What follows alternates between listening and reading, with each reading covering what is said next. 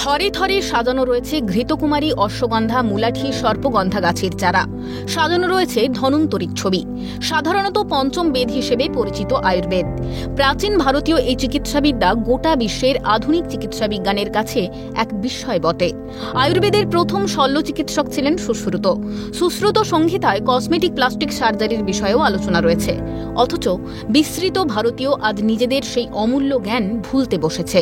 এই জ্ঞানকে পুনর্জাগরিত করতে বাঁকুড়া জেলা স্বাস্থ্য দফতরের আয়ুষ শাখার উদ্যোগে তৃতীয় বর্ষের আয়ুষ মেলা শুরু হলো। বাঁকুড়া রবীন্দ্র ভবন প্রাঙ্গণে মেলার উদ্বোধনী অনুষ্ঠানে উপস্থিত ছিলেন রাজ্যের মন্ত্রী জ্যোৎস্না মান্ডি, বিধায়ক মৃত্যুঞ্জয় মুর্মু, বাঁকুড়া পুরসভার চেয়ারম্যান অলোকা সেন মজুমদার সহ অন্যান্যরা।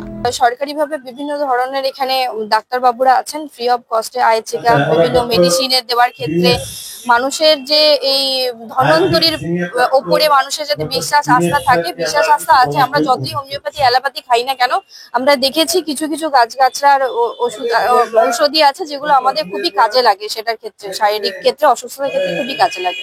দুদিনের এই মেলায় ছিল একাধিক আয়ুর্বেদ চিকিৎসার স্টল, যেখানে বিনামূল্যে চিকিৎসা ব্যবস্থা রয়েছে।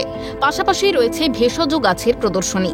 আয়ুর্বেদিক ওষুধে কোনো পার্শ্ব প্রতিক্রিয়া নেই, তাই এই চিকিৎসা পদ্ধতি সুরক্ষিত, এমনটাই মনে করছেন মেলায় উপস্থিত সাধারণ মানুষ। বিশ্বাস আছে যে আয়ুর্বেদিক একটা খুব ভালো ট্রিটমেন্ট, এটা সারা মানে জ্বর থেকে সেরে নেই। আর এই আয়ুর্বেদিক থেকে ডাক্তার আর বিভিন্ন মানে আছে তারা লিখে ওষুধ, তো এখান থেকে আমাদের একটা বিশ্বাস আছে আয়ুর্বেদিক ট্রিটমেন্ট থেকে আমাদের জ্বর থেকে আমার ভরসা আছে, পুরো ভরসা আছে। নিয়মিত আমি এই ওষুধটা পাই, ওষুধ খেতে পারলে আমি ঠিক থাকি। জেলা আয়ুষ স্বাস্থ্য আধিকারিক পার্থ সারথী রায় বলেন, ক্যান্সার, প্রেসার, ব্লাড সুগারের মতো রোগের প্রাদুর্ভাব বাড়ছে। এই রোগ প্রতিরোধে আয়ুষ চিকিৎসা পদ্ধতির বিকল্প নেই।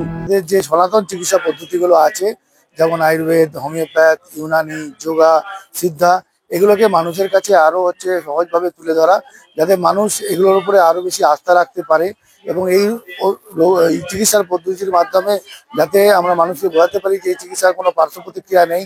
যদি মানুষকে কোনো রোগ প্রতিরোধ করতে হয় তাহলে কিন্তু আয়ুষের ছাতার তলায় আসতেই হবে।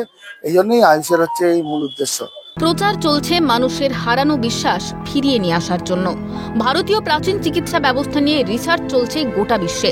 আশা, অদূর ভবিষ্যতে আধুনিক চিকিৎসার সঙ্গে আয়ুর্বেদ মিশে সৃষ্টি হবে এক সুরক্ষিত চিকিৎসা পদ্ধতির। বাঁকুড়া থেকে স্বরূপ রায়ের রিপোর্ট, ক্যালকাটা নিউজ।